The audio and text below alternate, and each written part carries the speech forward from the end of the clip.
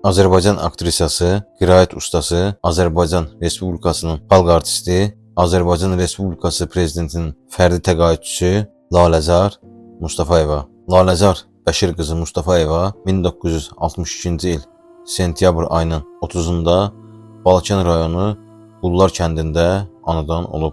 Ali məktəb təhsilini 1990-cı ildə başa vuran Laləzar Mustafayeva təyinatla Akademik Milli Dram Teatrına göndərilib və sentyabrın 1-də kollektivin aktyor truppasına götürülüb. Aktrisa işlədiyi illər ərzində aşağıdakı rolları oynayıb: Ayla, İçkən Xatun, Məlahət, Leyla, Ameliya, Gülbahar, Qumru müəllimə, Məhənbanu, Şəlalə, Ziba xanım, Məlikə Aydan, Hüquqə xanım, Mina və s. Aktrisa güllələnmə təxirə salınırda Laləzar, Gənc qadının ərində Xalidə, Uzun Gecə filmində qadın, Qəzəlxanda birinci arvad, Qara Volqada Pəncəli, Kimdir Haqlı filmində Həyat xanım, İtkin Gəlin filmində Məleykə və s.